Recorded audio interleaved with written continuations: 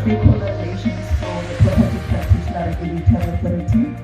And I'm sure some of you have been communicating on email. You've seen my email when I send you your confirmations and the program. So today with me, I have experts from different departments. We have a lot of speakers at PPRA, but we don't want to overload you with information. We're gonna come back again in another month so that we can continue the engagements. And I think what we're going to discuss today will inform the concerns that we're going to raise today, and then we take them back into the office, and then we see what more topics we can bring. Because remember the whole engagement and the discussions today so that we can interact. You know, it's going to be relaxed. Let's have a conversation. Tell us what you're happy with. Tell us what are the concerns. And as well, you know, just absorb the information that you are taking today. So we have a transformation department at the Property Practitioner Regulatory Authority. You will see in the chapter 4, and I'm sure as property practitioners, you've been going through our legislation to see what is it that is new from the new act compared to the old act of the EAB that was repealed. So chapter 4, we know that there's programs that we have under transformation, and the next speaker is going to take us through all these programs to see, okay, how can I play a role? You know, how can I play a part and make sure that I transfer not only with jobs, but with the skills? Because I see, and I do know definitely that most property practitioners, you've been working for years, so you have experience. And we want more youth, you know, to come into the sector. How do we transfer those skills? So we really need to look at the programs that PPRA has developed under Chapter 4 and Section 21 of our legislation. From these programs, you know, how can we bring in young people, and how can you as a principal, you know, play a role maybe as a host employer? But they're going to explain it to us. So our next speaker, her name is Delin Kambule. She is the Acting Transformation Manager. She is also the manager in the Investigation, Mediation and Adjudications Department. That will be a topic for another day when we come back. Please welcome to the stage, Delin Kambule. Thank you. Good morning, everyone. As introduced, my name is Delin Kambule, and I also come from the PPRA, and I'm going to be speaking today about transformation. I think my slides are clear. I hope that we all understand what transformation is. And thank you, Naledi, for the clarity. Transformation is not just about providing youth with employment. Transformation is also just about transferring the skills. So within the sector, we have principals who have been in the industry for long. Our call from the PPRA is to say, let's do a skills transfer to the young people in the industry.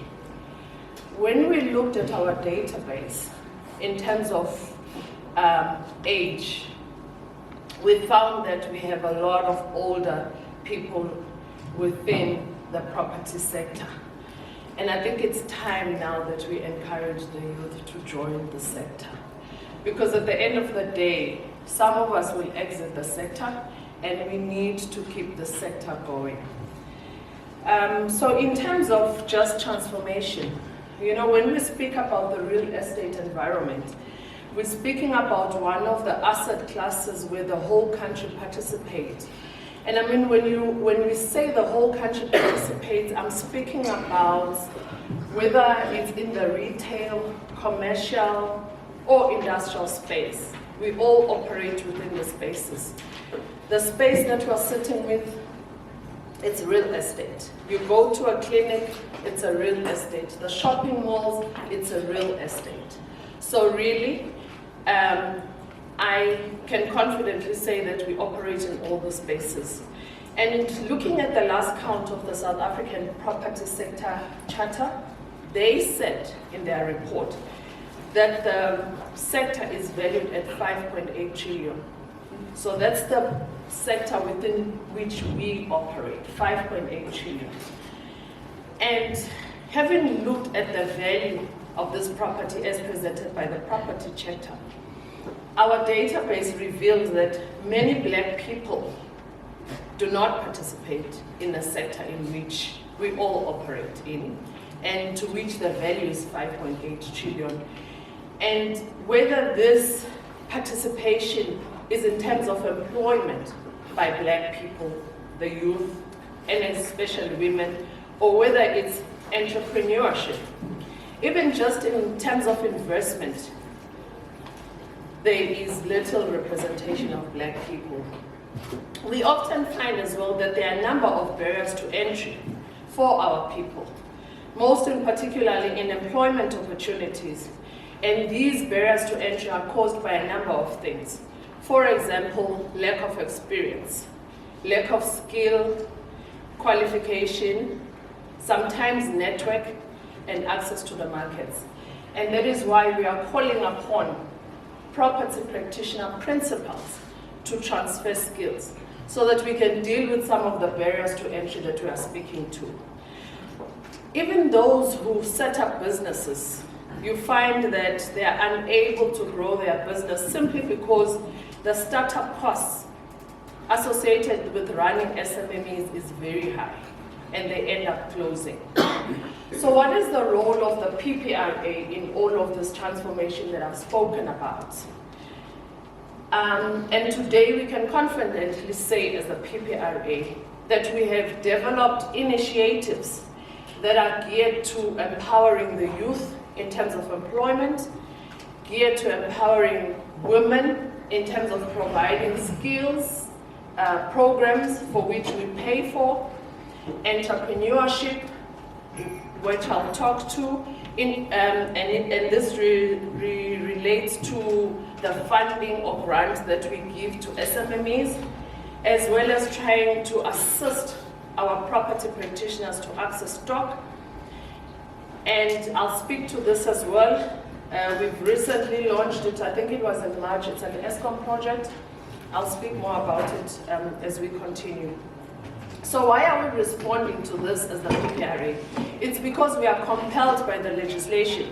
Section 20, subsection 3D says that the authority must from time to time introduce measures to be implemented that include your incubation, capacity building, simply to redress the imbalances of the past. And in light of this mandate, we have then introduced the principalization program, the One Learner, One Property Practitioner program, as well as the SMME incubation program. So how are these programs run? We all know that for you to be a principal, you must have done your NQF 5 and also your PDE 5. So how do you get there as a non-principal property practitioner, especially when you don't have the funds to do it? We have then introduced the principalization program, where we recruit suitably qualified, previously disadvantaged individuals, and then in terms, under this program, we assist them to qualify as property practitioners, and we also assist them to establish their firms within a period of 12 months. We do provide financial and non-financial assistance in order to assist these principals. This program, fortunately, is available to persons of all ages. There is no age restriction. So we do urge those that are still occupying non-principal to join this program so that they can attain their principal status. So what are the admission requirements? You must have done your PDE 4 and NQF 4, hold, importantly, a current fidelity fund certificate. We need a letter of employment. Remember, you're a non-principal, so you must still be employed by a principal, so we need a letter of your employment, a certified copy of your ID, and then you can email your application to the One Learner at the ppra.org.za. So in terms of our last intake, it was done on the 25th of February, and we took in 35 applicants.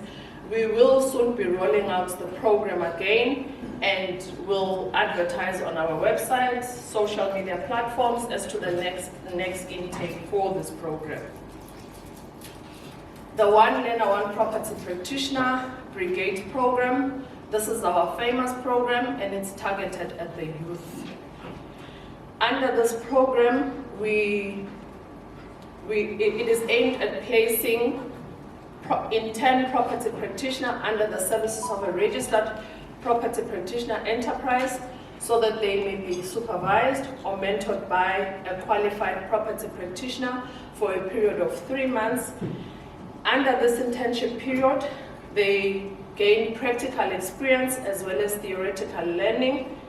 And fortunately for the learners under this program, they are paid a stipend.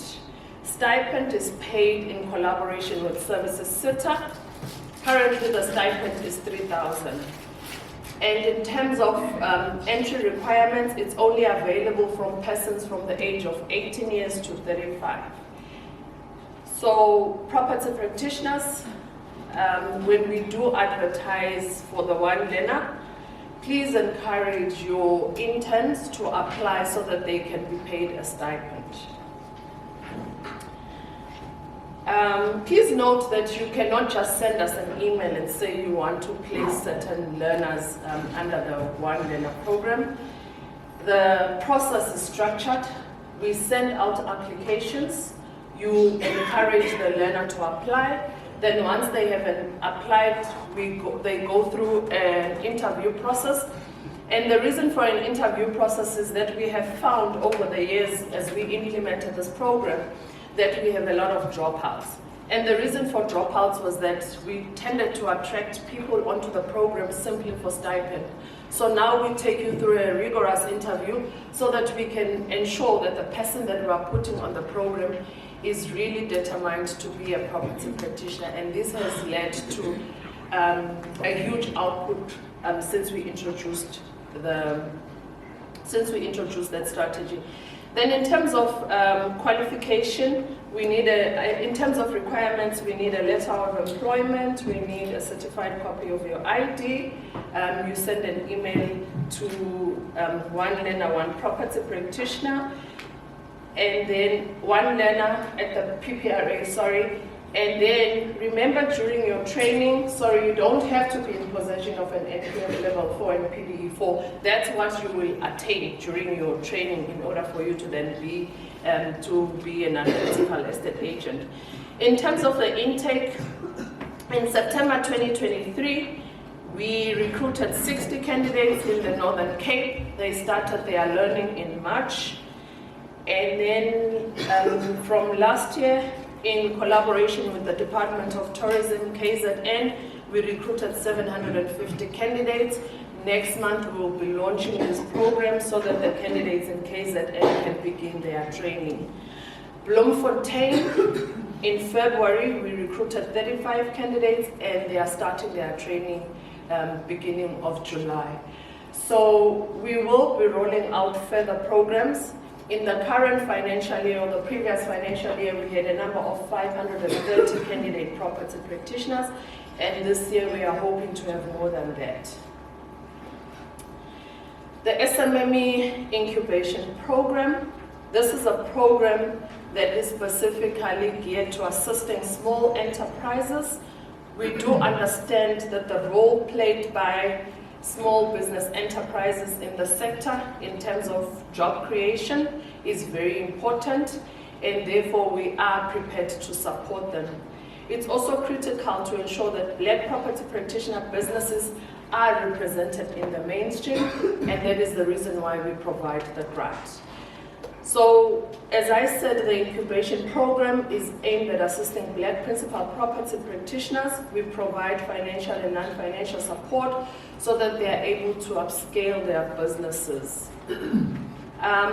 In terms of budgetary constraints, or because of budgetary constraints, we have only been able to assist 25 SMMEs for this financial year. However, we are hoping to increase these numbers as we continue with the program. It was the first intake this year after a long process of us planning and preparing for the SMME. We've had to cancel it several times because when we were drafting the policy, there were so many contributions that were made such that it required us to go back to the drawing table so that we are able to implement a program that is acceptable to the sector. And then in terms of requirements, we require someone who is in possession of your tax PIN. All the directors must be in possession of a valid Fidelity Fund certificate. We are not looking for someone who's starting a business. You must have been operating as a business owner for the past 12 months and therefore in possession of a Fidelity Fund certificate for the last 12 months. And then in terms of resources, it's a requirement that you have a cell phone, you have a computer, you have an email address. You are fully responsible for your own transportation. And as I stated, this project has been implemented. It's currently running. Applications closed on the 30th of March. All the recipients received their award letters. And we will soon, before the end of September, rolling out the next program. And we do request those that would want to be assisted through the SMME to also look out on our social media platform so that they can also apply. One of the barriers to entry that we spoke about is access to stock. And the PPRA has partnered with ESCOM, Property Sector Charter Council, and an estate agency called Claremont.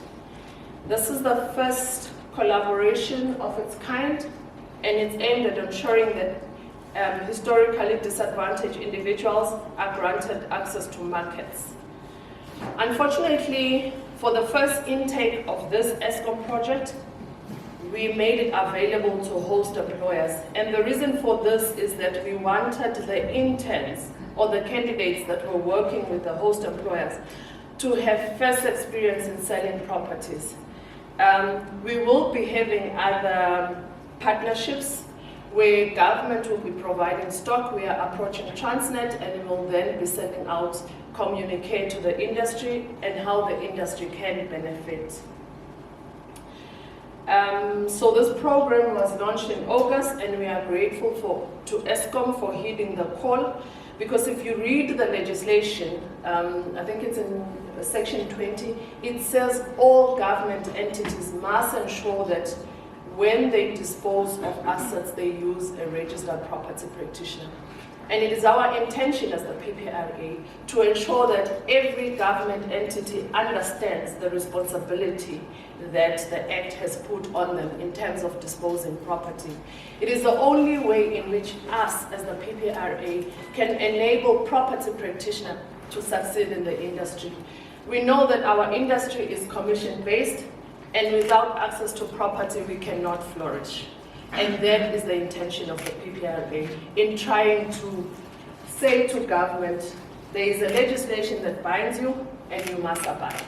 I think our board is also going to be taking it to the level of Parliament, where we are going to be informing Parliament to start enforcing, I think the Minister will be assisting us to ensure that all government departments, so all ministers will ensure that their government departments are aware of the legislation. And I think for me today, that is the end. My contact details, my email address, you can reach out to me, whether it's in relation to transformation. I also occupy the role of the investigations manager. So anything to do with disputes, anything to do with complaints, anything to do with commission disputes, you can email me and I will direct you as to how you can lodge your complaint. Thank you for your attendance. Before I introduce the next speaker, we wanted to announce that on the 1st of July, the renewal is going to open, as you will see, and the closing date for renewal is the 1st of October. And I will announce the fees as we go in with the presentation. If you don't renew by the 31st of October, there will be penalties that are going to come after.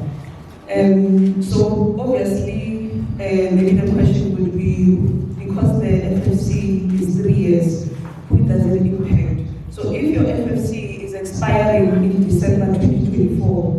you have to renew. But if it's 2025, you can renew next year. I'm going to introduce the next speaker.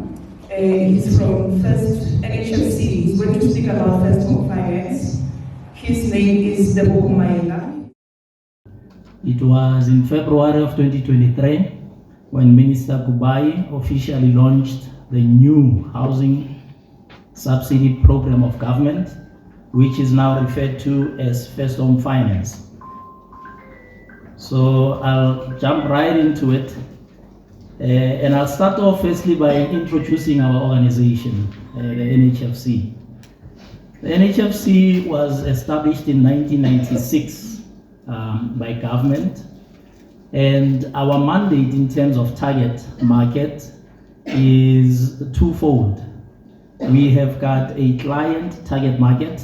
These are developers, contractors, social housing institutions, and your microfinance institutions as well. And we've also got the end user target market. And these are households with an income not exceeding 22,000 rand. So that is where we are providing services. We service nationally, but our offices, head office is in Joburg, in Sandton. We have an office in Cape Town, as well as in Port Elizabeth. In terms of our funding status, we are self-sustaining, even though we are 100% owned by government. So we do not get any grant allocation for loan activity. We raise capital in the capital markets. And our mandate is to provide wholesale funding within the affordable housing market. And our product offerings, we always aim to provide innovative wholesale finance that can assist within the affordable market. Our net asset value as an organization as at 31 March 2022 stands at 4.8 billion. And we have a staff complement of 119 colleagues with whom I work. Now, from our lending division, these are the product offerings that are available for entrepreneurs who are seeking funding. If you are looking for a funding line, you can approach the NHFC. We have got social housing finance, which is finance designed for those who are in the rental accommodation space, where you are assisting families or households rather with an income between 1850 but not exceeding 22,000 rand. You have to be SHRA accredited if you are within that space. We've got private rental finance as well. And this is where you are intending to develop or to refurbish buildings and so on for leasing purposes. Once again, to those who earn not more than 22,000 rand. We've got affordable housing bridging finance as well. And here we assist with financing working capital, and where you are also intending to sell to households with an income not more than 22,000 rand. Bridging finance is available to assist as well. This is for units and servicing of stands as well. We've also got contractor finance. So this is short-term finance. If you've been awarded a building contract within the BNG space or your RDP contract, as it is commonly known, you can then approach us if you're in need of finance. We can assist in that space. We have incremental housing finance as well. So this is wholesale finance, a product that enables finance to intermediaries for purposes of on lending to households. So this is mainly your microfinance institutions. And one of the other models we employ out in the market is equity finance. This is where we are able to consider taking a stake in your business if there is alignment in terms of our strategy as an institution. We've also got First Home Finance, and this is a once-off housing subsidy grant which aims to assist with first-time home ownership within the affordable market space. So, ladies and gentlemen, I represent the Grants Facilitation Division, and this is where we implement First Home Finance, and I will talk more in detail regarding First Home Finance. So if you want to speak to our lending colleagues, I can refer you and get you in touch with experts in that particular area of our business. But regarding First Home Finance then, what is it? First Home Finance is a once-off housing subsidy grant, formerly known as FLESP, which the department developed to assist low to middle income households, and those are categorized as households that have got an income, single or joint, ranging from 3,501 rand up to a maximum of 22,000 rand. So this is commonly known as your gap market, referred to as such because they do not qualify for free basic housing from government on account that they have an income, but they also find it challenging when they go out to lenders to try and get bonds and mortgages and home loan products, on account of various issues, affordability, credit scores, and so on. So government then decided to design this particular instrument to plug that particular gap. The subsidy works on a sliding scale, and what we mean by that is where the income is low, the subsidy amount is higher. So as an example, if a household has an income right at the starting of our income quantum, 3,501 rand, then they may apply for the maximum subsidy amount, which is 169,265 rand. And then it goes all the way to the threshold max of 22,000 rand, in which case then they may apply for the minimum subsidy, which is 38,911. So in between, we have got an entire quantum broken up according to income. And we will share this with you. And this is how we determine the eligibility amount in terms of how much a household may apply for. Right. And then with the change from the former FLESP to First Home Finance also came a change in terms of ways that you can access the subsidy. I can see we're taking photos, ladies and gentlemen, not to worry. We will share this presentation as it is. It's not top secret, it's public information. Now, lady will circulate to everyone who's in attendance today. So on this slide here, we are demonstrating really what the big change is from what used to be FLESP to what is now First Home Finance. So with the former FLESP, you first had to go to a bank, apply for a bond, and only upon approval could you come and apply for the subsidy. So this is what we are pointing out as the old mortgage option to your left of the slide. Now the challenge with this option is that firstly, it is mainly implementable in urban areas where there's title to land. So it was leaving out your rural areas and the subsidy could not reach them out there. The other challenge was that it was favoring mostly households who are at the upper end of the income quantum because they first had to qualify for bonds. So this option has not fallen away, ladies and gentlemen. It's still there. So if your client, as a property practitioner, for example, has been to a bank and they have been approved, they can come through and apply for subsidy if they fall within that income category. And they can use the subsidy to raise a deposit if they are required to pay a deposit on the bond, or they can use it for registration fees with the attorneys. So that option is very much still there. But over and above that, there are various other ways now that the subsidy can be accessed. And one way is that households can apply to use the subsidy on its own.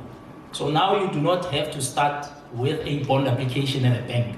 You can come through directly to us and apply and say, I intend to use the subsidy on its own. Condition there is that the subsidy should be enough to buy or to build for you.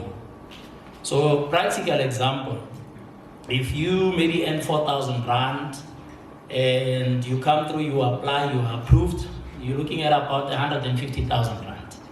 If you intend to buy a housing stand, that is more than enough, I believe, to buy you a housing stand. So you can use a subsidy on its own to buy that housing stand without taking out a loan and without ending up with any debt to service. You can also now combine the subsidy with unsecured housing loans. So we know now out in the market, there are home loan products designed for housing, targeting specifically the affordable market. Your likes of your SA home loans, your Capitec, they offer these products. So you can come through, apply for the subsidy and be subsidized on a loan that you've been granted by a lender. If you have a benefit of the pension-backed housing loan, so this is a loan where if you are a member of a retirement fund, provident or pension fund, an active member, you are allowed to use a certain percentage of your individual share in that fund as security for your home loan. And for that, you benefit through discounted rates and administration fees as well. So the likes of your SAMU National Provident Fund, Impala, Workers Provident Fund, a lot of mines have got this benefit. So if you have a client who's been approved through their Provident Fund for this loan, they can then come apply for the subsidy, combine the two to buy or to build. Colleagues who are members of the Government Employee Housing Scheme, that's what the GEHS stands for. In the former first days, they were not allowed to apply for the subsidy because they were deemed to already be having a housing benefit from government. But now with First Home Finance, they are allowed. So basically, they've got two benefits. So if you are assisting a client who works for government and on their payslip it shows a housing allowance, please be advised, if they fall within the income category, they may apply for the housing subsidy, which is First Home Finance. Employers who have got similar schemes, very common in the mining industry, we also talk to them as they assist their employees. We're able to then help them with extending the reach of the program to their employees. And then we have community schemes. Those stock fares where members save and they are able to borrow from the stock fair for housing purposes can also apply, combine that loan with a subsidy to buy or to build. Installment sale agreements. If your client is buying by installment, they may apply for the subsidy. If they are renting, once they are ready to exercise their right to buy, they may apply for the subsidy as well. And if they have their own resources, because some of them, we get a lot of this, where, practitioners would come and say, a client of mine has his own money, he wants to buy, they may apply if they're employed and they fall within the category. Combine their own resources for the subsidy. They can also now buy housing stands within RIDP projects. So RIDP are those integrated residential development projects. This is where spheres of government, this can be local, district, national or provincial, makes available housing sites to community members. And if they are up for sale, they can use a subsidy to buy that stand.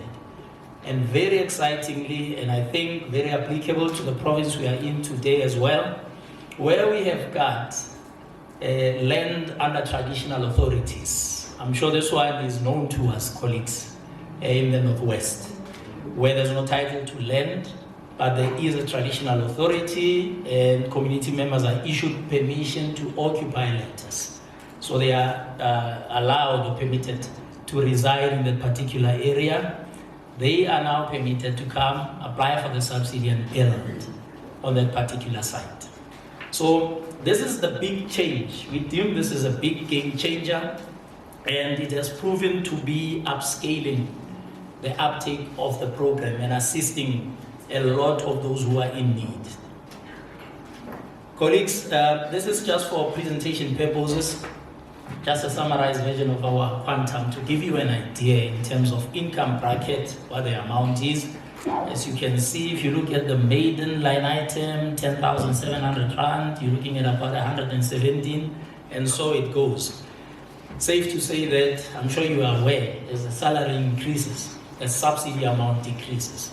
So that is by design, because the intention is to really assist those families who are truly in need, and those are the ones with lower incomes.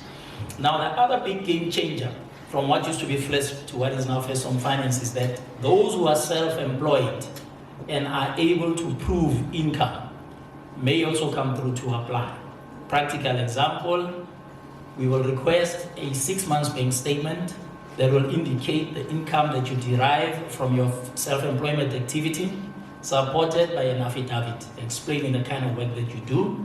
So if you are, for example, a scholar transporter, that's quite easy because parents pay monies into your bank account, you give us your 6 months bank statement, we average your income so we can slot you into a bracket and you can be assisted. So this is where you are able to prove income. In terms of what you can use the subsidy for, policy says you can buy an already built house. This can be a new house or an existing house. You can buy a housing stand, but very important, the stand has to be connected to municipal services and it must be zoned for housing. This is to protect beneficiaries, ladies and gentlemen, so that they don't end up buying sites that are not supposed to be up for sale. So this is how we ensure that the site is being sold legally. You can also build on a site that you already own, so same condition applies. It has to be zoned for housing, the site, and very important, your builder must be NHBRC registered. Once again, to protect beneficiaries, to make sure that those who build for them will put up proper and safe structures that adhere to all regulatory requirements in terms of our building standards in the country. You can also now buy a housing site which is part of an RITB project, as I indicated earlier. So if government is selling housing sites and you want to buy that site, you can come and apply for the subsidy to buy that particular stand. And where you have a permission to occupy out in the rural areas, we know that the setup out there is quite different. So but we know in the main, most sites do not have municipal connections. They do not have that service provided in your urban area sites. So you are permitted to build regardless of whether there are municipal services or there aren't any, on the strength of that permission to occupy letter. And as I always like to stress to all audiences I present to, a permission to occupy letter is not a letter from the councillor. The councillor may issue a letter confirming current residential address for FICA requirements, but never a permission to occupy letter. And of course, you can use it now for your house buying costs, as I elaborated earlier, where there is a mortgage involved. So who can apply? I always like to start off by saying, this is not a government employee benefit, ladies and gentlemen. We government employees tend to be a bit selfish sometimes and think that these things are for us. This is a benefit available to South African citizens and all permanent residents with a valid permit within the country. So if you know of a family member who needs help, a friend, anyone you know, please advise them there is help if they need to buy or build their first home. So this is for first-time home ownership. So South African citizens, permanent residents, legally competent to contract, but very important, we apply as a household and never as individuals. Policy says if you as a main applicant are applying together with a co-applicant, regardless of your relationship with them, you constitute a household. If there is no co-applicant, you may apply as being single, but with financial dependence. And those can be those that we've listed over there.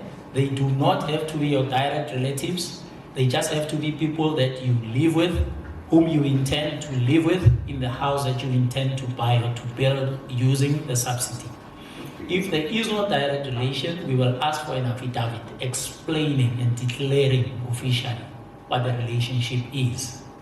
And also very important, anyone listed on the application, co-applicant, main applicant, financial dependent, they ought to, number one, have never benefited from a government housing subsidy scheme. So you can't list someone who's gotten an RTP house before, for example. And also they ought not to have owned a house previously or currently be owning a house previously, because the intention is to assist families with first-time home ownership. So how do we ensure this? When we process the application, we will run it through 4 databases. The first one is your Home Affairs to check identity. The second one will be your UIF database. This is where we ensure that your listed financial dependents are not employed. If they pop up as active UIF participants, they are employed. You may not list them as financial dependents. The application will be unsuccessful. We will also check the Human Settlements database. This is where all government housing subsidy scheme beneficiaries are listed. If they pop up anyone on that register, the household has benefited before. Application unsuccessful. We will run it through the deeds office database as well. If anyone pops up there, family has had a house or currently does have a house. So those are the only checks we run. We don't do credit checks, we don't do affordability checks, we don't do ICT checks, because this is not a loan. You are not expected to repay it. The only condition is you can only get it once. And our number 1 criterion in terms of target market will always be income. So there has to be income from 3501 up to 22. Where there's 0 income to 3,500, that is your B and G market. This is where then government says come for a free RDP house if you are within that income category. Once you are over 35 by 1 rand and not over 22, come for the housing subsidy. So government has various programs that are duly categorized in terms of income. And then documents we would require. So your standard government issued documents when you apply, those are familiar to you, colleagues. But then these are subsidy related documents. Depending on how you are accessing the subsidy, we will request the following. If you have already been to a lender and you have been approved, we will ask for that letter of approval. If you are using your own resources, we will ask for your bank account statement reflecting those resources. If you intend using the subsidy on its own, we will not ask for anything because you intend using the subsidy on its own. If you are buying, it's your agreement of sale or that offer to purchase. If you intend building, we need proof of ownership of the stand on which you intend to build. And our income quantum, we will consider gross household income excluding all incidental income. Incidental income, as the name suggests, is not constant, so we leave out commission, we leave out overtime. But if there is a housing allowance, because it is constant, we will consider it together with the basic income. And if you are retired and you are earning a retirement pension, so not the government old age grant, but you've been employed from your retirement fund, you may still apply because there is no age limit of who can apply.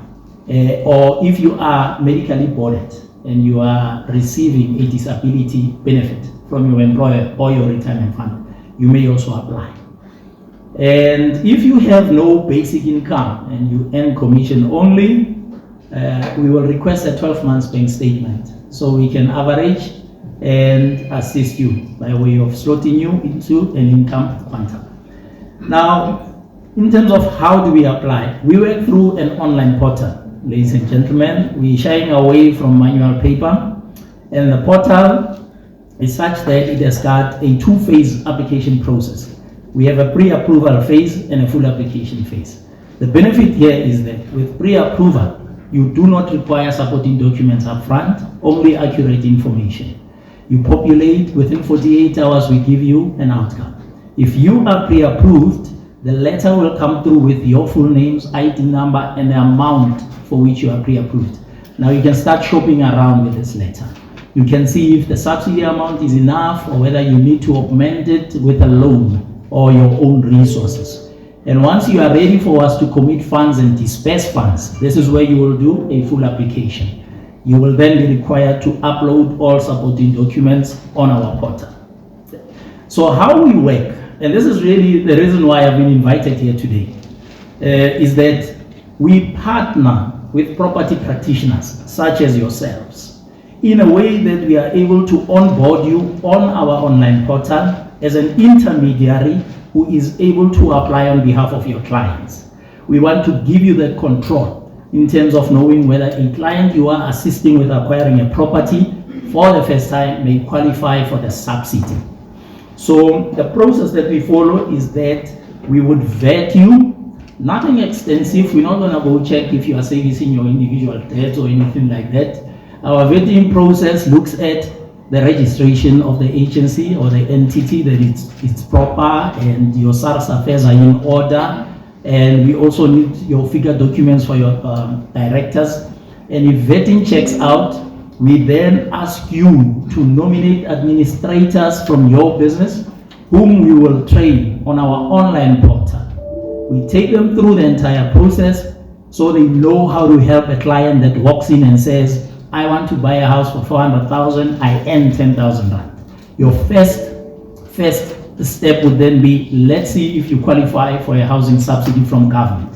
You can do this from your office. Within 48 hours, we give you an income, and now you know where your client stands. So I'm really hoping to see you visit me again there by my table, so we can talk further about how we can partner with you. Now, of course, once we've committed funds, we're ready to pay. In terms of policy, we do not pay directly to beneficiaries. We do third-party payments for obvious reasons. Because, you know, if they will get 100,000, all of a sudden his car tires, you know. So we will always do third-party payments. If you are buying, we pay to the seller. If you are building, we will pay to your building materials merchant, and we will pay your builder.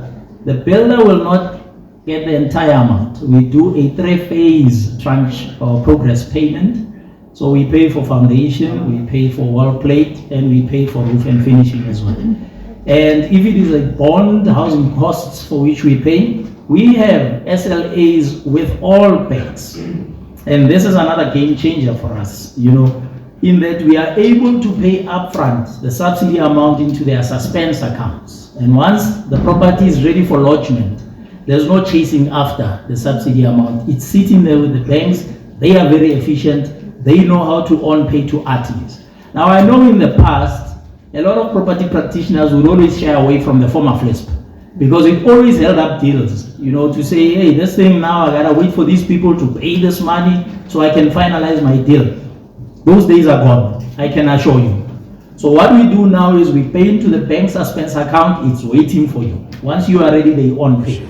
So in a case whereby we identify, so we are part of the society where others don't maybe prefer to go for a home loan and then to come for maybe developing in traditional or a service, municipality service stand. And then we facilitate the process. And on that regard, will we have a benefit from first home finance, or if we assist to facilitate the process, what will be our benefit?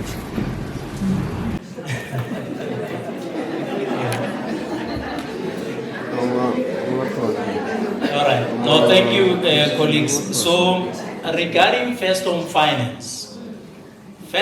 finance is a business enabler for your business. It gives you a competitive advantage.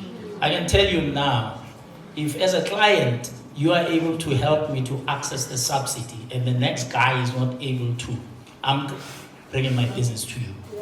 So that is how we view it, and this is how most of our partners view it. It's a business enabler. Policy does not accommodate for any fees to be earned from facilitating access to first home finance. So you may not charge your clients, you may not charge the government, you may not charge the NHFC, but you will benefit.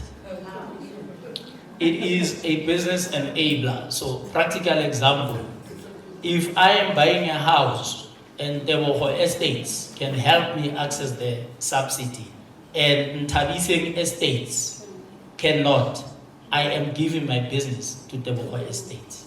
So we are hoping when you advertise your services, you will then put First Home Finance there to say, if you come to me, I can help you access the subsidy. Remember, we have an online portal. We put the entire process in your hands. You are not going to say to them, call these people to see if you qualify.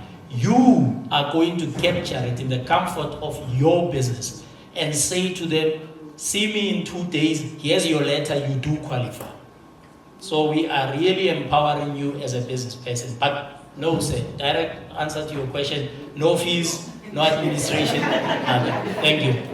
Remember I said, where you're using it on its own, it should be enough to buy or to build for you. So it can't take you half measure. It can't go by material only for you. So when you apply, we will say, give us your building material code, give us your labor code, give us your building plans. So we see that a complete house will be built using the subsidy. And then we will release payment to the merchant for the material, but then the other part or portion of the money will go to the builder. And this is where the NHRBC will come for inspections. Yeah. Mm-hmm. So we hope you know what will be wearing orange overalls anytime soon. Morning. Becky, I would just like to inquire also regarding the self-employed. So I just want to find out and to confirm for what period should that... We hope that from your business you pay yourself an income as a self-employed someone. So you've got your ABC trading, and this is where your business activity happens, but one of your expenses is salary to owner. And you pay yourself 10,000 Rand into Mr. T. Mailer's account, your personal account. So we will request that personal account bank statement, a 6 months bank statement. So we are saying you ought to have paid yourself an income from your self-employment business activity for a minimum of 6 months. And then we will average that figure to arrive at what we will then regard as your household income. I just want to ask you, if you get a pre-approval in 48 hours, when will you get the final grant? All right, so... There's no questions. Yeah. So for our pre-approval is 48 hours. For the full application, our turnaround time is 21 days, provided we receive all required documentation. You know, and it's always a challenge because once we receive an application and there's no payslip, we can't really start ticking the clock to count the 21 days. It's only when it's ready for us to put through the system that we start ticking the clock to count the 21 days. Okay, and then? I just want to find out, I don't know if you've covered it because I was a little bit late, that if you are a first-time buyer, and let me give an example in our scenario, as a estate agent, and you manage to save some cash, and if you buy property for the first time cash, do you assist or you only help those that are buying on credit? Thank you. We are able to assist, ma'am. So that was covered under the slide where we are saying, you'll see there we speak of own resources. So if you have got your own resources, you have your own money you intend to buy cash, you can come through and give us your bank statement in your name, showing your own resources, or rather reflecting your own resources and stating that you are combining your own resources with the subsidy to buy or to build. We have got a very big sector in the country, and this is your domestic worker sector that we are very passionate about. And what is happening there is very unjust because we know they are supposed to be receiving pay slips. We are supposed to be paying UIF for them. But in reality, that is not the case. We pay them via cash send and e-wallet, brown envelopes, cash in hand, and so on and so forth. They are employed, but there's no pay slip. So in that regard, we are saying that we will, if the employer is willing to give us a SON affidavit confirming employment, stating full ID details of the employee and the amount that they earn, we will accept that as proof of income. And we can help your domestic worker to buy or to build their first home. And don't worry, we are not giving you affidavit to labor because you are not paying UIF. Popeye does not allow for that.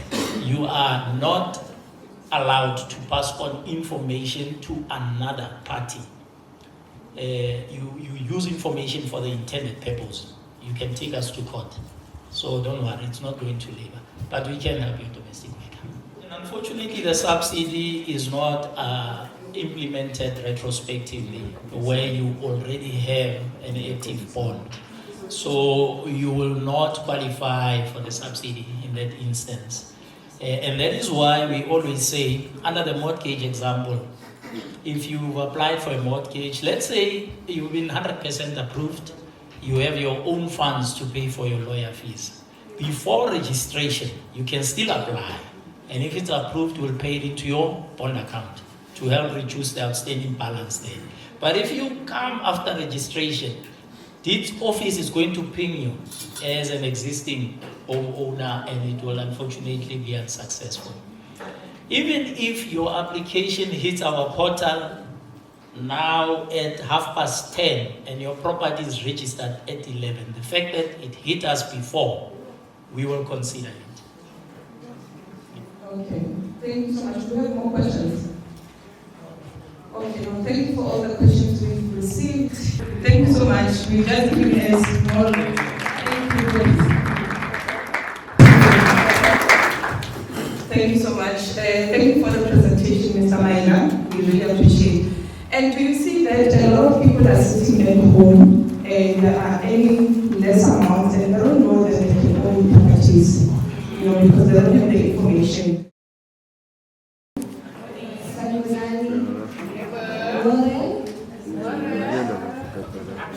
I want us, when we leave this stakeholder engagement, we understand why we are here, we understand what CPD is, why we need to do CPD, and what are the benefits. Okay? So the first one is, please raise your hand if you would like to engage. I will allow you a chance to speak. Once you have completed my point, please engage as often as you like. The more you engage, the better the presentation. Please be mindful of other colleagues' point of view and allow them the opportunity to speak. So let's enjoy the presentation.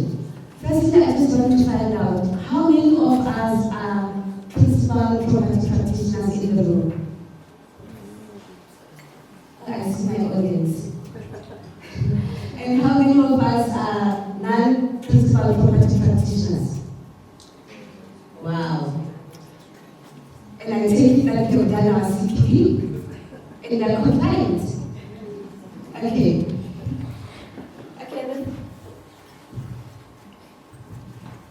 Okay, so live as if you were to die tomorrow. Learn as if you were to live forever. Mahatma Gandhi. So this phrase encourages us living in the moment, making the most of each day as if it were your last, while also emphasizing the importance of continuous learning and growth. So it suggests balancing the agency of the present and the future. So the key outcomes, we are going to look at the CPD acronym explained. What is the purpose of CPD? Who is eligible to do CPD? The CPD requirements, participation details, the fees, the module covered, compliance and certification. So in the room, does anyone know what CPD is? You can know, if you know, you can show. Okay. Thank you. So continuous practitioner development enables property practitioners to stay current with the industry trends, regulations, and best practice, ultimately enhancing their performance and contributing to professional growth. So we're going to explain CPD. What is the purpose of CPD? is designed to foster continuous learning, maintain high professional standards, ensure compliance with regulations, and adapt to the ever-changing landscape of the real estate market. It is a crucial component for the ongoing success and professionalism of individuals within the industry. Risk management. By staying informed about legal and regulatory changes, property practitioners can mitigate potential risks associated with non-compliance or outdated practices. So who is looking to CPD? Do you know? Okay, not everyone. Only property practitioners, full status property practitioners and principal property practitioners are the ones who are eligible to do CPD. So how do we then participate in CPD? First, we need to complete our PPPs. What is a PPP? It's a personal development plan. So you actually have to choose on the portal before you continue with your modules. So what are the CPD requirements? Firstly, is the completion of PPP. You need to complete 4 modules per year, totaling 12 modules over a 3-year cycle. Property practitioners must accrue 4 points each year. So these are the participation details. Participating in the e-learning CPD for property practitioners professionals involves accessing the platform, completing the modules with the video lectures and quizzes, and adhering to the deadlines. To successfully complete the module, property practitioners need to obtain a minimum score of 70%. So in total, you get 10 questions that will be randomly show on the screen, and you need to choose. And you need to get 7 out of 10 for you to be able to get that certificate on the portal. So the applicable CPD fees, what is it? Why do I have to pay the CPD? So you need to pay 1,700 for this 2024 year. In line with the fee structure regulated by the PPRA, the PPRA has set the fees for the CPD cycle for all property practitioners, including both non-principal and principal property practitioners. The fee is due once the property practitioner successfully completes and submits the PPP. I know with regards to the fees, you are getting a lot of letter of demands. We are going to come to that point later. But what you need to do, you need to make a payment, email your proposed payment to cpd@ppra.org.za for us to be able to allocate that payment for you to be able to get access onto the portal. So the first module that was covered, it started in 2023. So these are the 9 modules that were uploaded onto the portal for property practitioners to choose 4 out of these 9 modules. Some of us in here are in our 2nd cycle, which is you have to choose 6 out of those. You have to choose 4 out of those 6 modules that are appearing on your screen.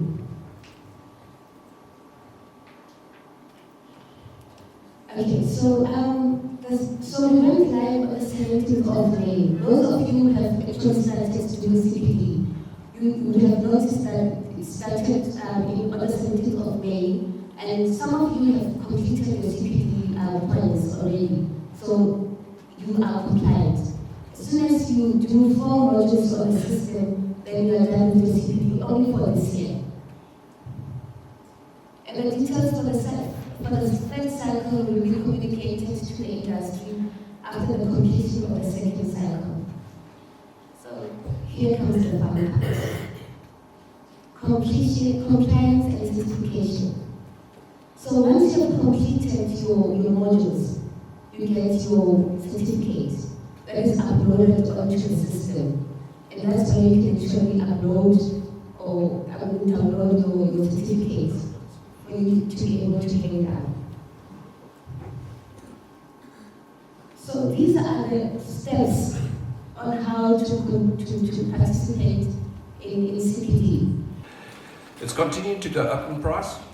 It's now merely electronic, which means that there isn't such a high expense. My agents that work for me find this current fee to be extremely high, and I think the PPRA should note that. I can't believe that developing 4 modules, doing a few tests, that this fee that we are paying is warranted. Well, according to the CPI, it goes up every year with CPI. So if you remember the past years, non-principal property practitioners used to pay 2,000 rands, and principal property practitioners used to pay 2,500, and now it has gone down.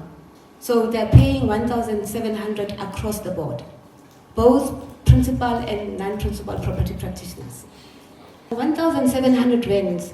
It's for all. It's for 1 year. So you pay 1,700 every year when you do your CPD. Yes. Can I ask one question? Sorry. Can I ask a question? Okay. All that I wanted to know from PPRA is that all those CPDs, is it a must or is it compulsory or optional for us as PPRA to adhere and obey what has been given in front of us? Remember, the laws change every now and then, and we need to be abreast with what's happening in the industry. I mean, imagine if I were to give someone my property, entrusting someone with my property for them to go and sell it out there, and you find that that person has no idea what's happening in the current presently. What do you do?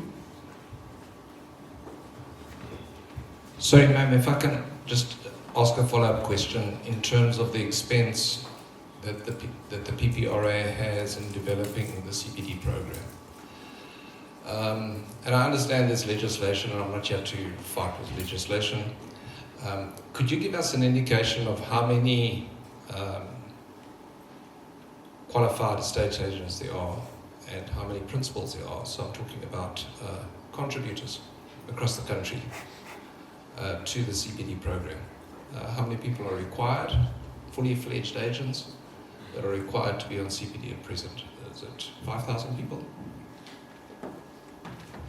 It's actually more than that, and unfortunately I don't have the figures at hand, but it's more than 5,000.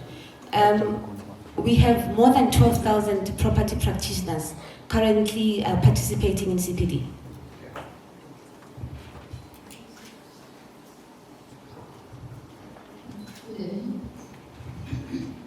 I need to understand if you cover the modules from the tertiary institution, do you still have to pay them or you have credited for them?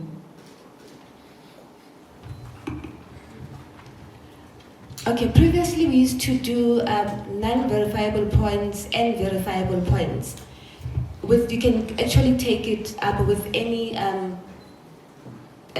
law firm or any other institution. But in this case, you have to do them on our portal for you to be able to gain your 4 points. My question is, I think I've had to pay 1.7, it's an annual fee, and then I have to write questions of almost 10, a test of 10 questions. This may consist of 4 modules. Well, I don't know whether 4 modules is part of the 10th question, or I'll have 10 questions for each module for the whole year. It's one test, or it's one test consists of 10 questions, and inclusive of 4 modules, you just from the question from each module of 4. Okay, per module, you get 10 questions for you to answer. Then you have to get 7 out of that 10 to get a certificate. Okay, meaning that the test will be 4 tests or it's 1 test consists of 40 questions, or it's 4 tests per year. Okay, it's 4 modules per year, and one module, then it contains 10 questions per module.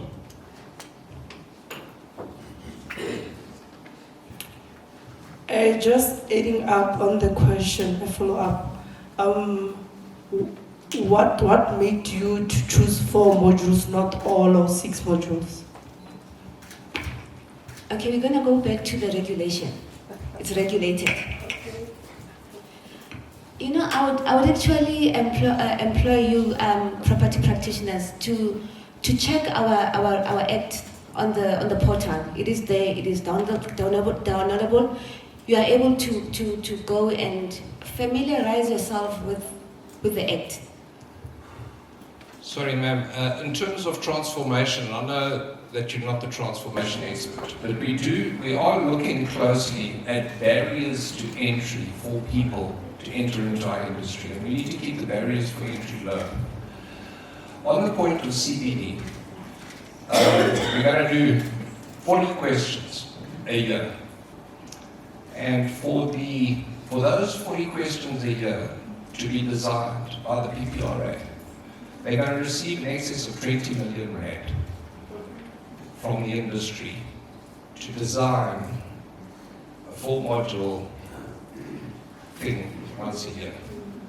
Man, I think the PPRA needs to look closely at the fees they are charging for CPD. It's just a point. I don't need to be funny. But you know what, hey, when you're an agent and you're earning 4,000 or 5,000 or maybe 10,000 a month, to fork out this kind of money once a year is a lot of money.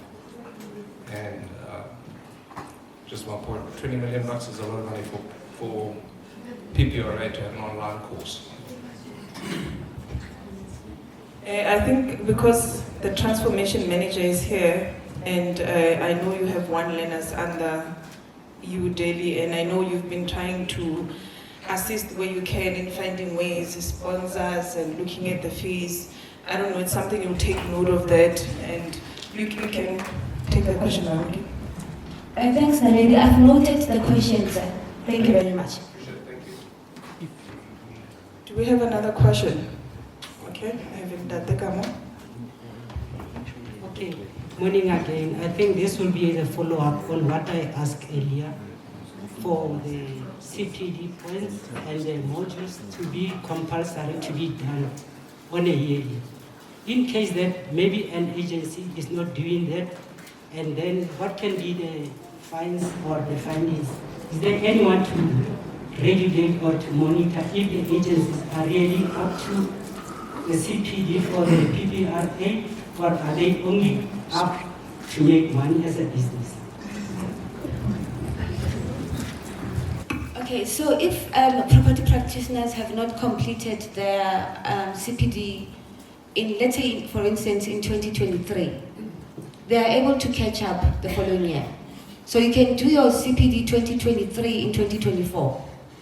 It will not allow you, the system will not allow you to participate in 2024 before completing your 2023 CPD. Okay. I think just to add, Mamiki, to the gentleman, I think what we have noticed over the years in terms of agents or principals who have done CPD, because it keeps them abreast with the legislation, is that we are beginning to see less and less of complaints from consumers, which means that estate agents are really getting skilled and understanding what they need to do, especially with the changing rules in terms of consumers. So that's what we see. Okay, I have another one, Mamiki. I will answer your question. You are penalized. At the end of the day, when you ask for your certificate, but don't renew it for you if you don't have to comply your CPD points.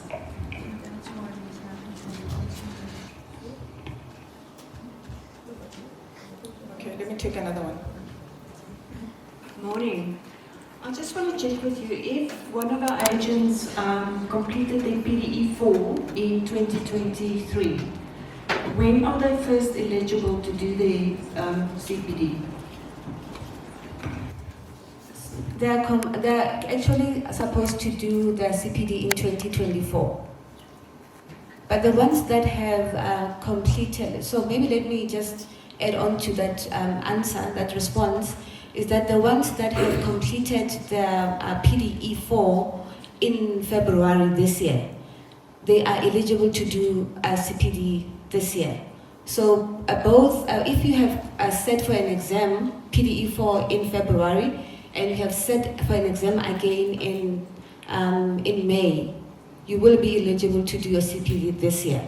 But those who are going to be sitting for an exam in June and in November, because we have 4 sittings in a year, you will be required to participate in CPD the following year. Okay. And you're saying they must finish, how long do you finish? Let's say you start in 2024 February. You finish when? In January next year? 12 months? So, because CPD went live, my lady, on the 17th of May, they'll be given until March 2025 to complete their CPD. Oh, okay. I have more questions. So, Mamiki, if one maybe forgets to complete their modules, do you ever encounter people starting and not finishing, or they all finish? Well, they do finish, because it's only 4 modules. Some of them would actually finish if they start in the morning. It takes only 30 minutes for one to do one module. So they actually complete their 4 modules. Thanks a lot. Ma'am, I think I'm very interested in the question that was raised by the gentleman in front of me. I wasn't here when you guys were touching the transformation part of it. I'm very much passionate when it comes to that, because that is one of the issues that the industry is not transformed. Because you're putting figures and fees that are very high, and you're saying, you're talking about police. That to me is not a police, it's just a money-making scheme. Because if you say currently you've got 12,000 people that are doing CDP, you're making 20 million per year, 20.4 million per year, and just to develop a module, whatever modules that you guys are doing, that is a rip-off to transformation. Because that money should be going back to making sure that you transform that industry and allow people that cannot have access to enter into this market and be able to feed their families and be able to change. Now, if you're standing there and whoever that was in that space and it's a PPRA, you are saying this is the situation that we are in, you're supposed to be listening to the industry, because you are representing the industry. To go back and say, our people, this is the challenge that they are going through in terms of making sure that they penetrate the market, because like it's given an example to say someone is earning 5,000, you're taking 1.7 from their salary, whatever the case. You are actually hindering them to become part of this transformation that we're talking. For instance, we say, the real estate industry is around 640-something billion industry. That, if you can check in terms of transformation, very few that are actually participating in that space. And you guys are making it hard because you are putting a figure, because that 20-something million, to me, you should charge 90 rand per year. That's a nice figure. It's actually even more than the license that you, like for instance, the driver's license, it's 300 and something. Just to write a test, half an hour you pay 1,700 per year. That's a report. Those are the things that I'm standing here and I'm saying to you, with your transformation managers and all the managers, go back to the people that are representing you, even the minister, and say to the minister, these are the challenges. You can't stand there and you say to us, it's a police. What police? That policy must be changed because you are representing us. You are not representing the police, you are representing the people that are working within that industry, especially with the transformation. I wish I was here when the transformation person was talking. Thank you.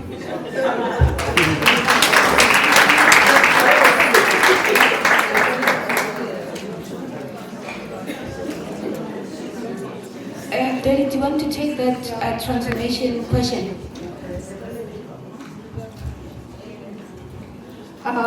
Thank you so much, and I can speak to you outside because I did do the presentation on transformation. And I think property practitioners, we hear your cries. It's a new legislation, and when we changed from the EAB to the PPRA, we went out and looked for recommendations from property practitioners. So these recommendations that we're implementing was what the property practitioners asked. So for example, the CPD fees were high, they went low. But if that's what the industry is now asking again, to say these fees that we said you must charge are still high, then that's what we need to do, go back to the minister. But unfortunately, as you say, the process is not simple for us to disregard what has been written. It's for us to go back to the drawing table, speak to the board so that the process is followed to the extent that the legislation is implemented. However, remember, as you make representations here, we still need to go out countrywide again to take that proposal countrywide and see if it has the same view as you have. So we have heard you, we will go back to our bosses. As managers, we'll go back to our bosses and speak to them about the request that industry is making. Because even the first one was a request from yourself, so we do take note. And in terms of transformation, we can speak outside. I don't want you to get the fees down, and on the end of the day, it's only the benefit to the historical disadvantage. It needs to be lower for all of us. I mean, this industry is making us, giving us an income. So yes, it has to be for all of us.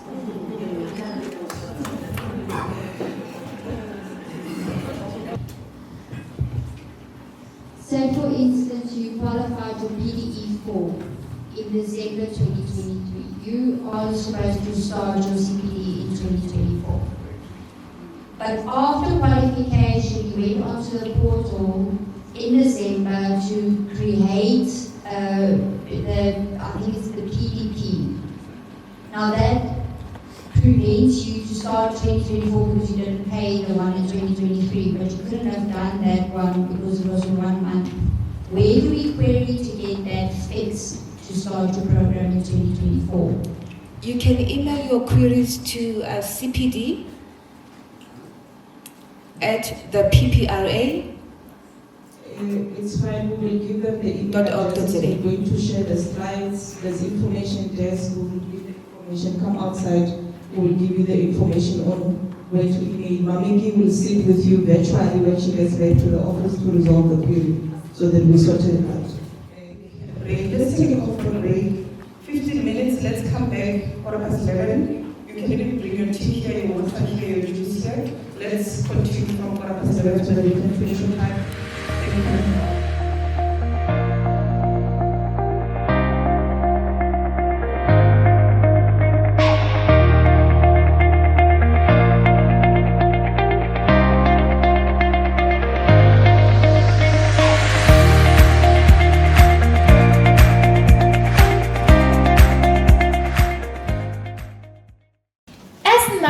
Explained, I know a lot of you only familiar with the name PPRA or previously EAB. But underneath PPRA, there are small entities. In an accounting language, we call them subsidiaries. And these two subsidiaries are controlled by PPRA. One subsidiary is the Fidelity Fund. You'll see when you go through the act, it's called Property Practitioner Fidelity Fund. Then you've got another subsidiary, it's called Property Sector Transformation Fund, which is what my colleague Deli has spoken about. These two entities are managed and controlled by PPRA. They don't have employees. They don't have any main expenses. The expenses that are there are more what the Act has stipulated for us. What is it for? So all of us, all the employees of PPRA are employed by PPRA, but they do work for the subsidiaries as well. So I will be taking you through to one subsidiary of the Fidelity Fund, of why it exists and what its purpose and how can we take advantage of that. Fidelity Fund is, as I explained, is a separate entity and is managed by PPRA. We used to call it Estate Agency Fidelity Fund, and it was later changed in terms of the new Act to Property Practitioner Fidelity Fund. This entity has got its own banking details. Quite often we come across with payments that are meant for Fidelity Fund being paid into the bank account of PPRA or vice versa, which becomes very complex in a finance department. And we just like to educate you or make it more easy for you to understand that Fidelity Fund is a separate entity and has its own separate bank account. And when you do transaction or payment relating to Fidelity Fund, please ensure that you use the correct banking details as we have listed them on our website. Our Act is very clear, which is Chapter 7 of our Act, which explains what is this entity for and what is the purpose of this fund. I'm sure you've heard this a lot from the attorney side of the Fidelity Fund, from the attorneys, exactly the same, but this side we protect the consumers relating to property sector. Our Act, Section 35 of our Act is very clear that the main purpose of this fund is to reimburse a person who suffered a financial losses.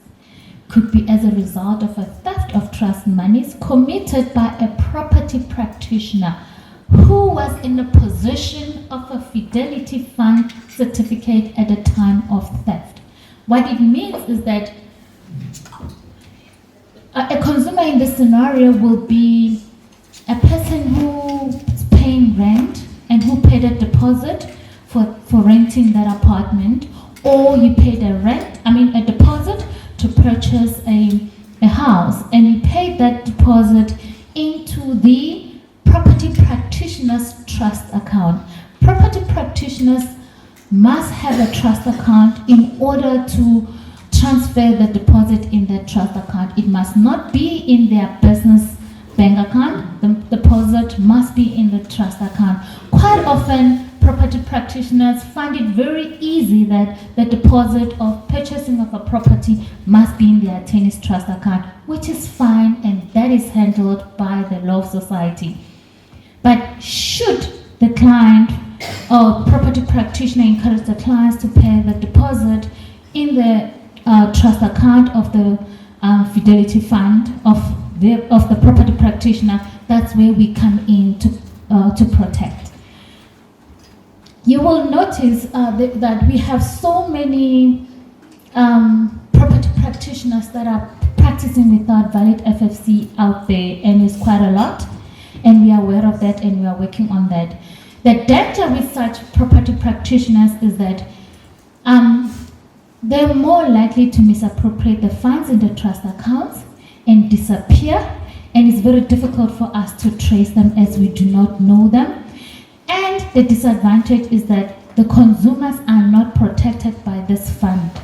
Should anything happen to the monies in the trust account, they cannot come to the Fidelity Fund and lodge a claim to claim the monies that they have lost. So what this Section 35 illustrates is actually giving us a full understanding of what is the purpose of this entity. And in order for us to reimburse that person who suffered a financial loss, it must also be as a result of a failure of a property practitioner to open a trust account, or failure to retain all trust monies deposited into the trust unless the property practitioner is lawfully entitled to such monies. And another main purpose of this entity is to assist in transformation. This entity doesn't receive any grant from government. It's self-sustained, and I will explain to you how it's sustaining itself. And one of the objectives is this subsidiary must be able to assist our sister entity, which is a transformation fund, by giving them a grant, because this subsidiary doesn't get any grant from the government, including PPRA. These three entities are not getting any fiscals or any monies from the government. We are self-sustained. Yes, indeed, we are surviving by the income coming from the property practitioners for rendering that service. So the mandate as per the Act is that these are the main purpose of this fund. We have to assist the transformation entity as well to transform by giving them a grant. The Act is very clear, Section 34.2, of what types of income must come into the Fidelity Fund. 1, interest earned on the trust account. As I have explained that you want to buy a property, you pay a deposit into the trust account of the property practitioner. That deposit earns interest. It depends with the mandate the property practitioner signed with the client. So if they agreed that the deposit will be paid into the Fidelity Fund, that interest will then come to the Fidelity Fund. That money is not used for anything else but to protect the very same consumer that paid the deposit into the trust, should anything happen to that money in the trust. So another income that flows into this Fidelity Fund is the fine. You will notice that we do issue fines now in terms of the new Act for non-submission of the audit report. The very same trust account, the Act requires the property practitioner to ensure that the trust accounts are audited. We rely on the auditors to audit the trust accounts to inform us how was the money used in that trust account, as property practitioners are prohibited to utilize the money in the trust account for their own purposes because it's not their money. So what we do is we require the auditors to audit the trust account, submit the audit report to us, declare on our website of how much interest was earned in the trust account and how much is due to us. And based on the audit report that would have been submitted by the auditors, we then process an invoice to the firm and then they pay. And should there be any non-submission of this audit report, it will be contravention with the Act, and the Act is very clear that we need to fine you for not getting an auditor to audit. And we know we do have a couple of those naughty ones that they do not get the auditors to audit the trust account because they know they're using the money that is not theirs for their own use. And we are working on that, and we will be dealing with them. And as a result, we levy a fine for non-submission, and that fine must be paid into the Fidelity Fund's bank account as well. And all other monies that would be recovered on behalf of the fund. I'll give a practical example. In this scenario, you dealt with a property, you are a consumer trying to buy a house, and you deposit your money in the trust account of the property practitioner, and it happened that that property practitioner misappropriate the fund and disappear with your money. And in these instances, you dealt with a property practitioner that had a valid FFC at the time of the transaction or of a sale or of signing that sale agreement. You will come to us and lodge a claim because you dealt with a valid or licensed property practitioner will then, through approval processes, approve the claim and pay you out that deposit that you would have deposited in the trust account. And what we do is we then trace that property practitioner. We exhaust all our legal avenues until we find you, and we then recover the cost or what we would have paid and any penalties thereof. And these are the recoveries that we are talking about. And this income comes into the Fidelity Fund. So these three are the main income that comes in the fund and how the funds survive. So there isn't any grant coming from the government. This entity is surviving because of these three main income streams flowing into the company. And these are the banking details of this Fidelity Fund, and please make sure that going forward, if you pay an interest as a property practitioner, please ensure that you utilize the right banking details, and these banking details are always at the bottom of your statement that you receive. Or alternatively, you can visit our website, you find them, and ensure that you use the right reference, which will be your firm reference number, because in the Fidelity Fund we deal with the firms, not individuals. The Act is very clear of how can we use this income that is coming into the fund. What do we use it for? The Act is very strict of what we can use it for. We can't pay salaries out of this because it has its own purpose. The Act is, Section 38 of the Act is clear that these are the payments that can be paid out of the fund. Claims, including the cost. These are the claims that I've already spoken about, that the consumer, the property practitioner misappropriated the fund and the consumer lodged the claim and the claim got approved. And we can then use those the monies that we receive to pay the claim. It's sort of like an insurance.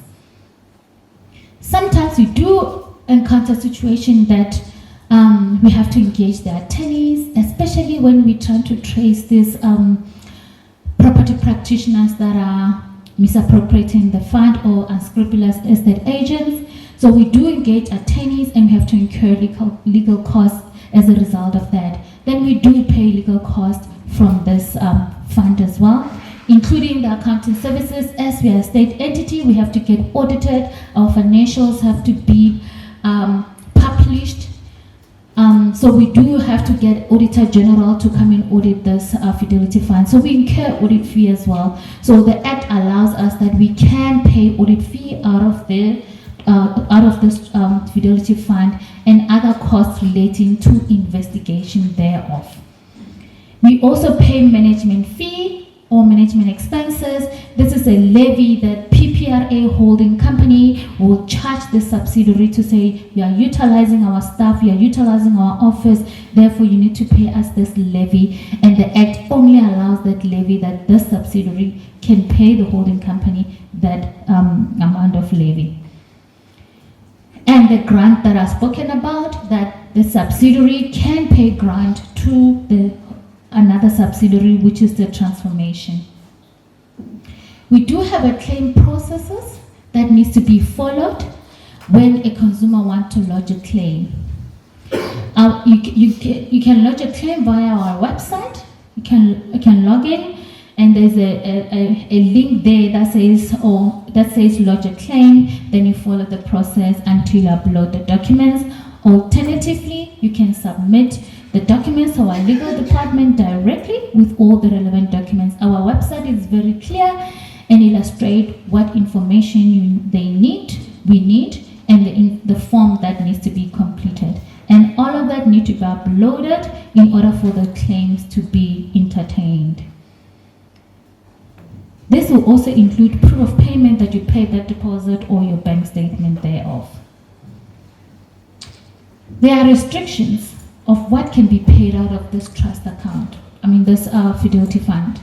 We can't pay claims relating to damages against the property practitioner from any other action. We can't pay claims for interest.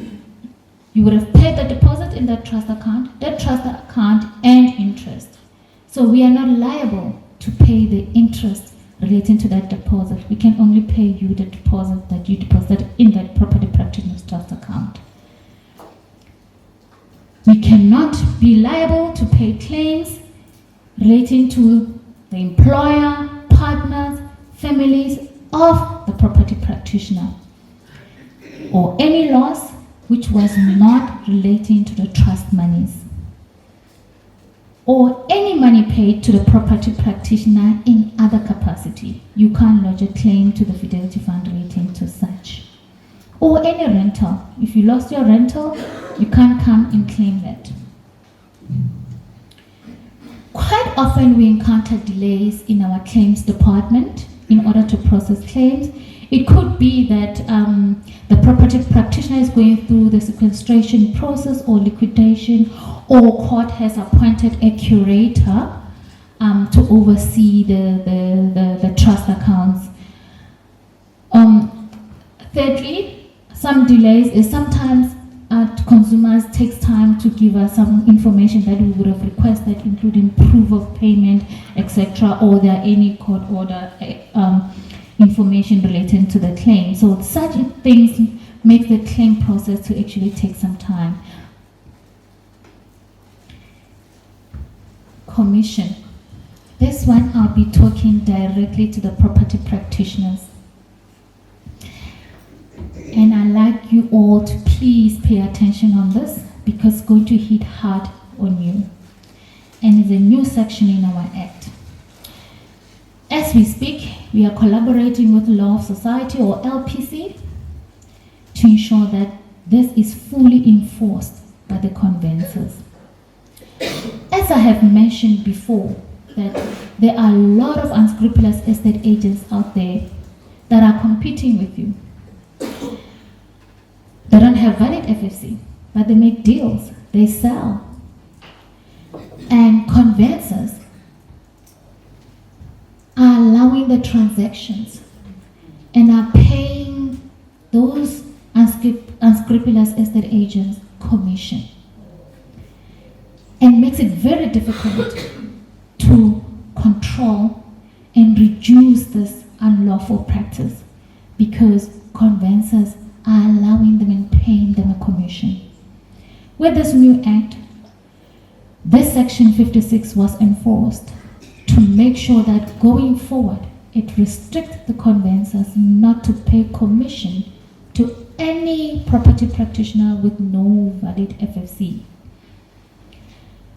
So the act is very clear that a property practitioner under no circumstances is entitled to a remuneration unless at the time of the performance of that act, the property practitioner had a valid FFC. If property practitioner performs any function without FFC, conveyancers may not pay any remuneration to the property practitioner. They must withhold it. The sale will go through, but you're not going to get your commission. And that commission is not the conveyancer's money. It can't sit in that conveyancer's trust. It must then come to the Fidelity Fund. We will reinforce it for 3 years until you come to us and prove us otherwise, that at the time of sale you had a valid FFC. If you did not have a valid FFC, you're not going to get your commission. And therefore, that commission then now will belong to the Fidelity Fund.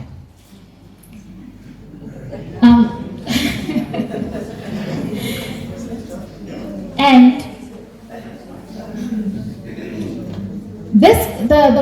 the conveyancer will then pay this commission into the Fidelity's bank account. And I've already mentioned that we'll keep it for a period of 3 years, and to allow you, a property practitioner, to come to us to say you had a valid FFC at that time. And you can't go and do it retrospectively. The conveyancer, at the time of transfer of the property, they will request an FFC from you. Yes, we are aware of those people that are faking our FFCs. They will visit our website, they will phone us and confirm if indeed the FFC is valid. And should they encounter that it's not valid, unfortunately you're not going to get your commission, and the money will be paid to us. And that's the only way to control this, because it was very difficult for us, because things got out of control. They continue saying, if you know anyone, your colleague, please go spread the word. They must stop right now. They must follow the right processes of getting valid FFC. They're not going to last long. We have an inspection department. The rights were taken away from us before under EAB. Now we are granted full rights with the new act to go full force and do inspection. And we will do what the law allows us. Please, let's be within the law and we will all thrive.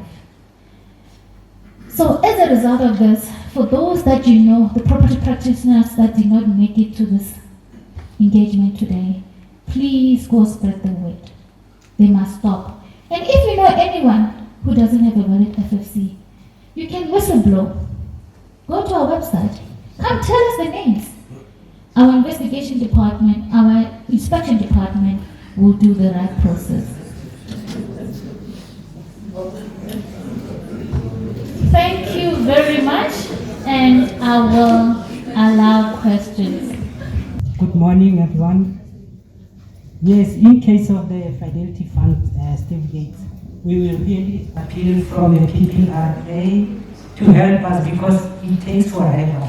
For even if one has paid everything to them, it takes forever for the certificate and everything to be authorized. So maybe please give us the time frame of when we pay everything and we have done everything accordingly.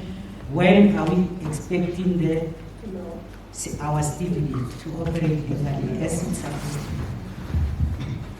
Okay, I'm happy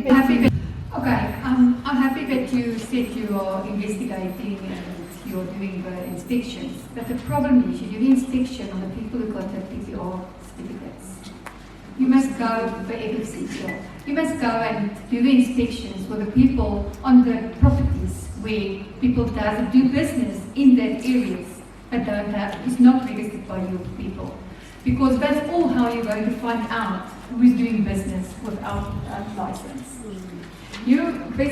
Everybody advertised in the cities, and you can see on that which agents is registered, and that is where you can help us. Maybe also to take that one, you know the reason why they also have to inspect existing property practitioners. Even those ones, we do get complaints from consumers about whether it's paint holding, remakes, or remember there's a code of conduct that most property practitioners are not upholding. So they have to check, is your license on the wall, the trust account, are you not mismanaging it for other issues, you're spending the money, you are unnecessarily, so they still have to check, even if they are registered with the PPRA. And also, those ones who are not registered, we need to take them for a judicial process.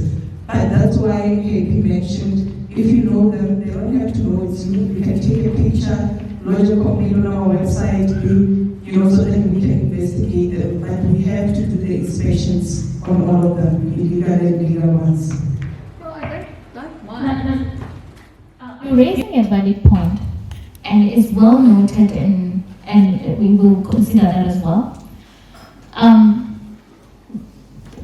We have two alternatives, actually three.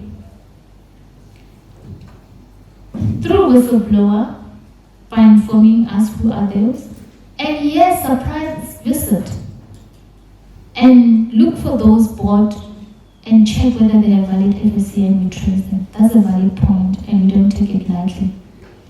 Three, there are those that we see that are not submitting audit reports, which is a flag on us that why they're not submitting audit report. Because without submitting audit report, you're automatically not going to get your FSC. And by virtue of that, is a sign that chances are high that they are continuing practicing in commission. So with this three approach, we are working on those. And yes, we have considered that already, and we are how do I say, we are implementing it. So, but your point is well noted. But inspection in general is not to go out and penalize you. It's just to ensure that you are complying even if you are an existing valid FFC, because the risk is that you can still have a valid FFC, but you can misappropriate the money in the trust account and run away. So you're still exposing a higher risk on this fidelity fund, because now we're exposed to pay out these huge claims. And quite often they even run away to the countries that we don't have a relationship with. So we now and then have to come in and do an audit or inspection, even on the existing valid property practitioners. Okay. But if you got you sent your audit reports every year in, then you actually do everything through the. So now you send it every time in, but every time we miss inspections, I only come to you. So it's not fair that people who don't have a FFC not get inspection. We had no license before. Our rights were taken away. So our inspection department was on hold up until this new act. Hence I'm saying now we have teeth to bite. Okay, thank you for that. Another question. Yes, thank you very much. I just wanted to find out if you maybe had a sale when you didn't have FFC. So during the 3 years when you are holding the commission, and then the estate agent managed to get a FFC, do you refund the commission? We don't go back. No retrospective. You had no valid FFC at the time of sale. Is an FFC helping you going forward? You closed a deal with no FFC, and that's a contravention. My concern is holding the commission from the illegal transaction. Is it enough for holding it, or does the PPRA have to take the matter further to the court to make a lesson? Is it just enough? No, it's not enough. That will add to the list of the people that we need to go out and do an inspection and do what the law allows us to. Yes, my question is, let's say during the sale, when the sale was completed, that time you had an FFC, valid FFC. In the process, for some reasons of CT points and other things, any other method might deem your license invalid just before registration, and registration happens. If I renew that, will I still be entitled to my commission? And then if not, what is the scenario? So we are keeping the money for certain purpose. If someone comes back, give us a scenario where the money will be paid back. The scenario. Okay, let's look at this. A property practitioner under no circumstances is entitled to a remuneration unless at the time of performance of that act, the property practitioner had a valid FFC. At the time of that deal, at that time, did you have an FFC? If the answer is yes, at that time, yes, you will get your commission. If the answer is no, you will not. Come and prove otherwise that you had it. On our system, if it says you do not have, you will not get the commission. Unless at that time of sale, anything that may happen after is not at the time of sale. Thank you. Is it compulsory for someone who's got a non-principal certificate to be under the umbrella of an agent, an estate agent, to perform such? I'll take that and I'll come to you, David. You have to be under a principal because there's issues of training and mentorship. If you start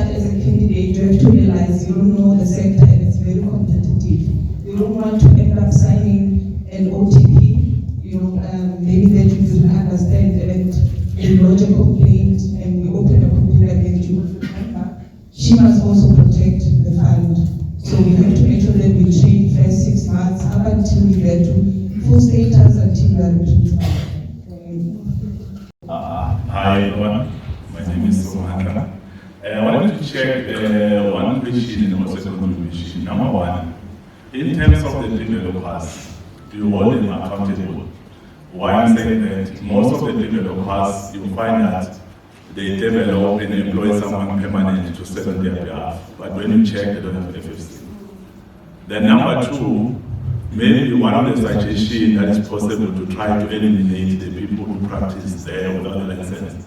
When you issue an FFC, maybe you can make like a student card, you understand, with a barcode that can be scanned automatically, because technology advances now to tell whether this is a valid. Because remember now, the industry also open opportunity for criminals to come and pose as potential buyers or as agents. You can't always carry that 4-page FFC to say I'm qualified. So maybe a business card, not a business card, like a student card, which is big enough to have a picture, your ID number. It can also be scanned. You can have a special scan where you can scan your phone so that anyone who transact with that, the agent can also detect the information and confirm at the same time that picking the phone, because we know sometimes it's difficult to reach you. The last question. In terms of law, when does the agent qualify to receive or to get paid his or her commission in 2 ways, from the conveyors and also from the principals? Because sometimes principals out there, they take 7 days to pay out the money.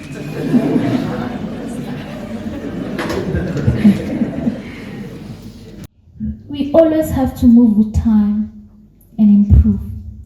And your input is valuable to make us thrive. Without you, we will not shine. So we will consider that as well, of how can we make it work easier? How can we make it easier even when we do inspection? Even for the attorneys as well when they validate, or any consumer who wants to validate a property practitioner to check whether they are dealing with a legitimate property practitioner. We do welcome your input. If there are no pending issues with the firm or the principal, and you submitted and you're still within 21 days, you can still, after this, we engage, then we'll follow up and see how far the process is, and that will also help you to know how far it is or what are the pending issues, if there are any pending issues. But please take advantage of us today and use us the best you can. Thanks. Okay, I'm just following up on what the previous question was of the time frame of paying the commission. That sometimes you find that when you ask for a commission to be paid, you find that the employer, he gets irritated and tell you, he didn't tell you when he's going to pay you. So in that case, it's a valid reason that when you come to an issue of that, he'll tell you, he didn't tell you when he's going to pay you. And when everything you works with money, for you to do the business, you have to have money. But now you'll be told that, no, I didn't tell you when will you be paid. And the other thing is that after that, you won't just get the right answer. After that, if you can say something to most of our bosses, they will tell you now. They will try to nail you down, sort of an exploitation to employees, and now you are keen to guys that please help us. Now I said that my transformation manager, he's saying that will go to it depends on internal procedures within the company. We ask you guys to help us because this is a thing that is also giving us a headache at the offices. Please. Okay. It's well noted, sir, and I do understand. You worked hard for your commission, and the principal now is holding the commission, and you need it. And it took long for you to get that commission, and it's very unfair that you don't get it. So we with our legal and investigation unit, will look into that, of how best we can actually resolve that dispute between you and the employer. Thank you so much. Thanks. My sister, you speak nice English. We really appreciate it. Now I've got two questions, or maybe suggestions. The first question is relating to especially the trust account. Do you guys normally go out like this and train people on how trust account works? Because I think that is one of the issues that makes things difficult. And that's the first question. The second question is relating to FFC. Do you guys go back, let's say for instance I started for FFC last year, and then you guys, maybe it was March, and maybe you increased your fees during that time, but it didn't affect the fees. You gave me a figure, and I paid for that figure, and I was issued with FFC. Do you go back and claim the money that you didn't actually charge me as a PPRA? The reason why I'm raising that question, I'm having an issue now with PPRA that I went to your offices in Santa, I don't know what is that area called, where I was told that they will reverse whatever that they charge me. They actually sent me a letter to say it's a demand letter. I think you'll find that many people have received such, where they say to you, we are demanding that you pay this money within 10 working days. And then if you don't pay, legal action, because when you go ask them to say, what is this money for, they can't explain. How do you then, is there something that is happening within PPRA where we are trying to increase the offers, since you said you're not getting money from someone, where you may be blowing money from people? Because from where I'm standing, I don't owe PPRA. But I'm told that I must pay a specific amount for whatever that. When I went there, they said now they'll send me a statement. They said they're going to send me something. They sent me a statement to say you are owing this amount. That is the second question regarding them, because I think it's very difficult. Like some of the things that when you want to go question, you don't get a specific person that you can deal with to say this. So from your side, because I think you're dealing with the fertility fund. Is there a way that can be resolved? Because I think there's a detachment between your legal department and also the billing department, where someone there's a guy called the Ruli something, this guy just sent emails. When he's sitting, he says, oh, this one, and then he send it. We need to do that. Now, the third question that I want to raise is, do you also regulate attorneys? Because I think I've got a case, but I'm not, unless you say to me, you're going to pay me something, I'm going to give the name. But there's a case where a conveyancer is actually paying, they're actually dealing, they are working, but this person is producing something that is said is given by the law firms, but it's not a fertility. I don't know whether conveyancer also get to acquire FFC for that specific purpose, or they use a law firm, whatever, certificate to do the business. Thank you. Okay, thank you. In terms of training, we have implemented different methods to train and spread the word to ensure that the property practitioners and consumers are getting enough information of understanding the trust accounts, how it works, how to open, how to go about, and how to comply. We have webinars, information is on our website, we do the stakeholders. Yes, the intention is to educate you as well, is to make sure that you are within the law, and if you're not, to help you to come on board and comply. Yes, we have different streams of spreading the information. In terms of your query personally, I need to personally look into your query and take it up with the relevant department. There is a debtors and recovery department. I need to take your query personally and revert back to you. And also link you to the manager in charge who will effectively assist you to resolve your query. And I'm aware of the letters of demands that were sent. Yes, indeed, it was a fault on our side because there were no description of what is it that we are saying you must pay, that you are owing. And we issued a notice to apologize and listed the contact details of who you should communicate to or raise a query to query that. But before I leave here, please, let's engage. I need to assist you on that one. In terms of relationship between attorneys and how they practice on the floor, on the ground with their legal, we are governed by different acts. There's Law Society, what is it called now? LPC, yes, that regulates attorneys. But the attorneys only fit into us to an extent that they involve in property sector space of rental or sale. Because we do have those that are doing that kind of business. But we don't, on how they practice their legal aspects, it's not governed by us. Thanks. I'm not sure if I missed any. Feel free, we're here, use us. Oh, okay. I'm here. Two proposals, ma'am.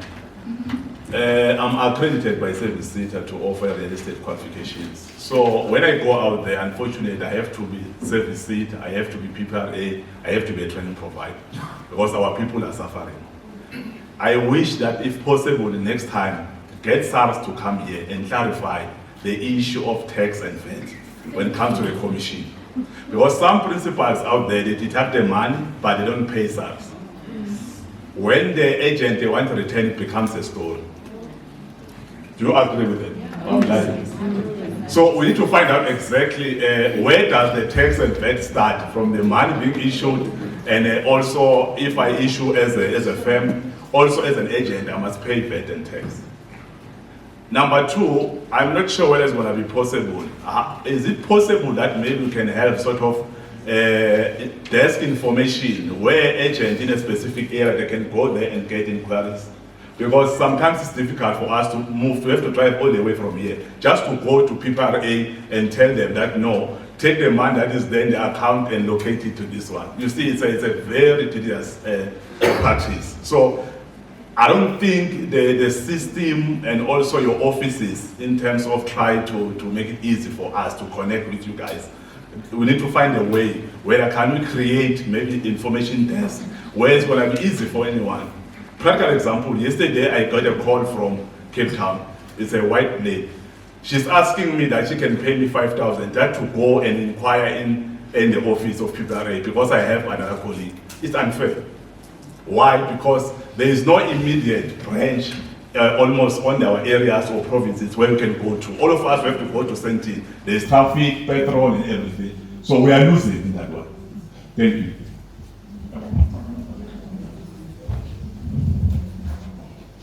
Okay, thank you. Your points are well noted, and we are looking into opening or what is it, satellite in different provinces so that we are easily accessible. In terms of the specific query that you're talking about of the reconciliation of your invoice and a payment, I'll take it up with the finance matter because that's something that can be done internally by us to relieve a burden on you.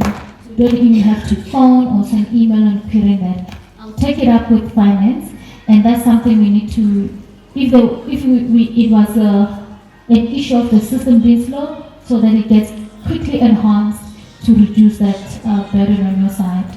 But that I accept. It's something that we have to improve on if you encountered such. Thank you.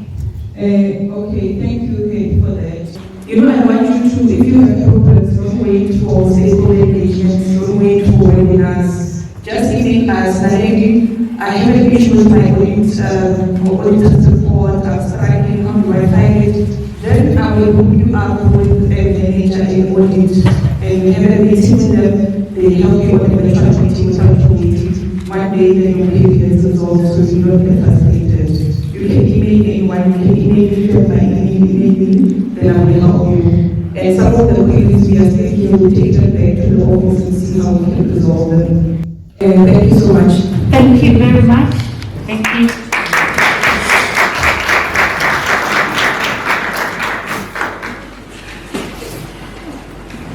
This is our last presentation, colleagues.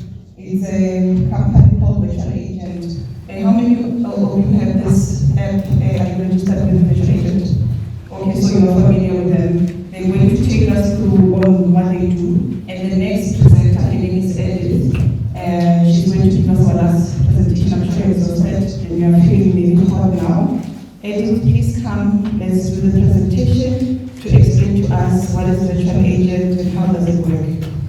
Thank you. Afternoon, everyone. Thank you so much for your time. My name is Edith. I'm the Regional Sales Coordinator at the Virtual Agent. So I know that some of you use us, and for those that don't, we provide data and CRM for estate agents, so accurate contact numbers and much more. So I'll just take you through a brief presentation. It's short of what we do. And I would like to just say thank you to Delhi and Naledi and everyone at the PPRA. We are really proud to be sponsoring some of the events and also assisting with the youth empowerment programs to especially empower the underprivileged Black property practitioners in being upskilled and making sure they become successful. As I mentioned, the Virtual Agent was established in 2015. It was by an estate agent with over 30 years experience. Her name was Debbie Blake, and she partnered with our CEO, who is a tech genius, and between the two of them, they came up with the Virtual Agent. And Debbie was also part of the Blake Group, which is one of our shareholders. We've got a lot of shareholders on our board, and they employ over 3,000 people. And we work with agents to make your lives easier. That's all the Virtual Agent is really designed for. So our first slide is Know Your Customer. So just to talk you through Know Your Customer, this is a feature which allows you to search for any client in South Africa using their ID number or their address if you don't have an ID number. You can also search using the company registration number to get directors' contact details, as well as trusts. We're 40% there with trust data, but you can do your search. We're constantly updating this. And we also give you deed information. We have propensity models built into the system, which show you which of your clients are likely to buy or sell property and exactly where they're sitting on the market. You can also make notes using our Know Your Customer feature. You've got deed information, you've got access to send WhatsApp emails and SMSs directly on the platform. Then we also offer property reports. So our property reports allow you to get valuations on properties. So you'll be able to give your client a valuation from low, medium to high. And we also give you the municipality valuation, closest, most recent sales, as well as amenities and so much more with our reports. Another exciting thing with our property reports is that we provide you with bulk contact numbers, so you can search for owners in a street, owners in a complex, owners in a sectional scheme, or owners in an estate, of which you can actually bulk add all those clients into your database. I'm not sure if you're aware, but the information regulator is actually considering removing the phone call functionality because it's almost being considered as electronic communication. So it's good to have a system where you're able to build and store your clients so that if that law changes, which we'll keep you updated with, at least you're up to date with and you've got recent contact information. Okay, so our inbuilt Copier module prompts you. So using our system, you're allowed to call a client. You get 3 attempts to access that record.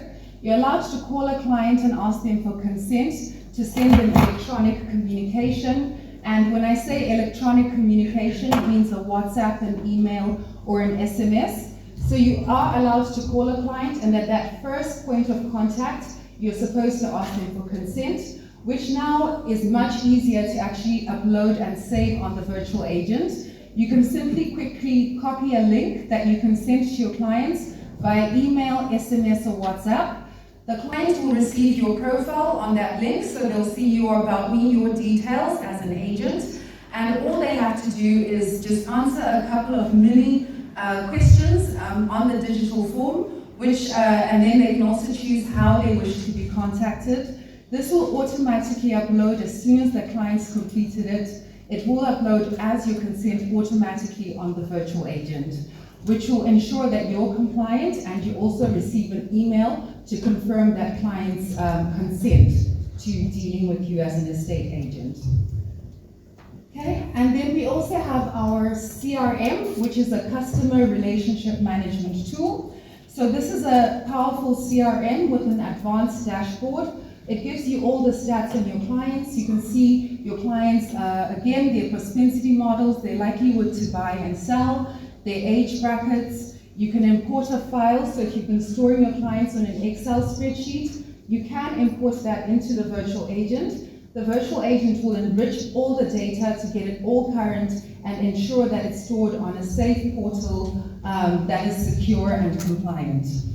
And also using our CRM, you're able to sync your birthday your birthday messages, so you can send out automated birthday messages. The system will do it for you, and it just simplifies your life because you can easily communicate with your clients via email, SMS, or WhatsApp.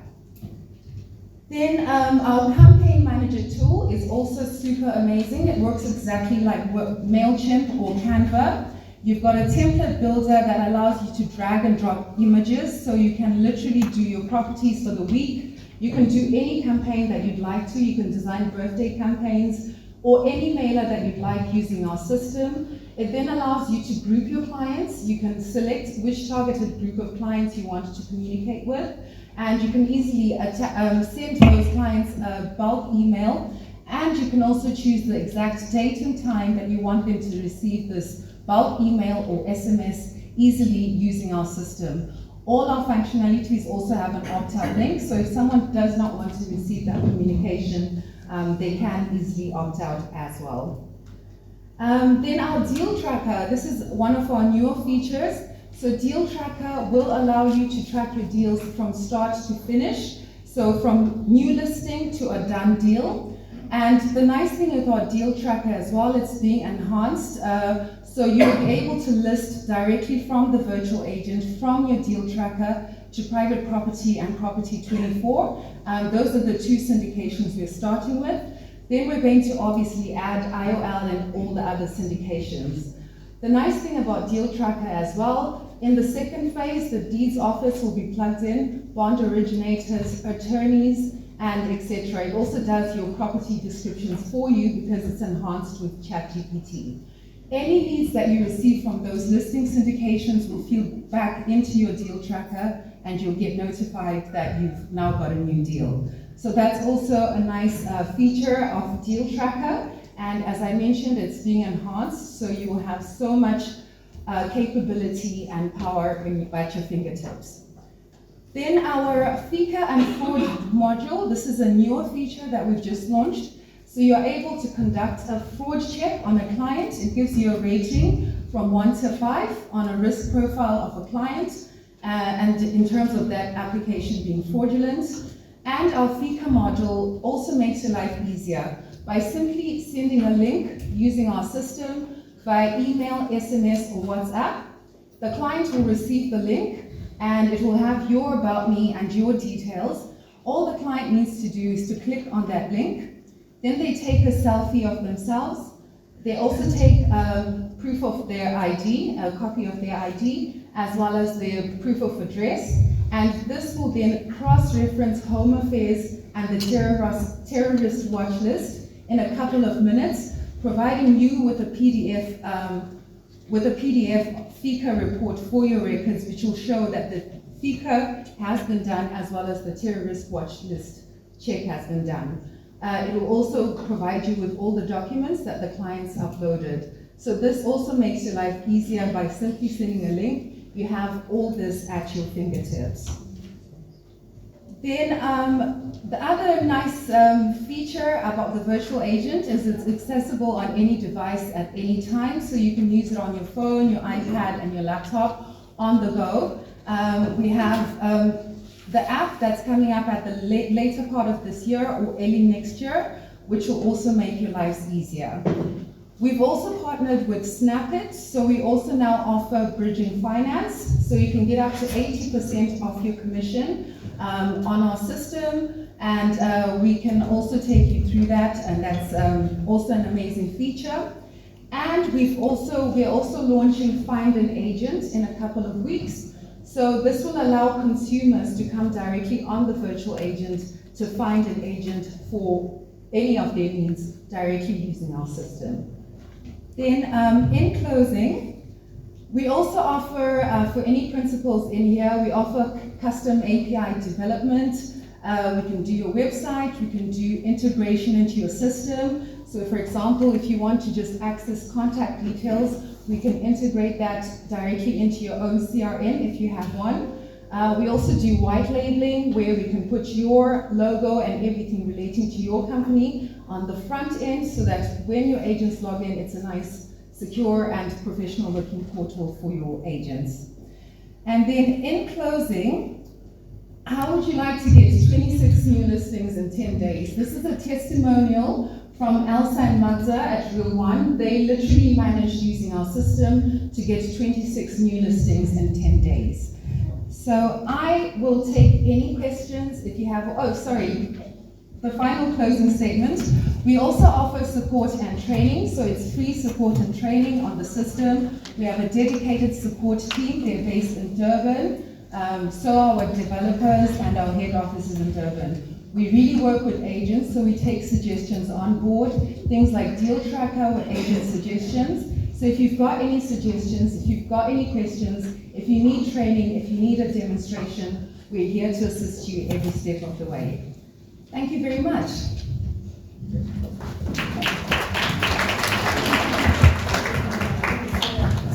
Thank you. Any questions for Adrian? Thank you. In terms of the local clients part, where you check home fares, where you do the FICA forms, check what is that search person, what is the cost of that search per client? Okay, so our pricing plans vary. I'm happy to send them to you. FICA and Ford is a different pricing. So FICA and Ford credits they start from 10 Rand, and the more bulk you purchase, the cheaper it gets. And with KYC, it's the same. We've got different pricing options. So we understand that not everyone has different needs for their business. So we work with you and we'll negotiate and work with you on a pricing plan that works for you. Our prices start from as little as 99 Rand, excluding VAT.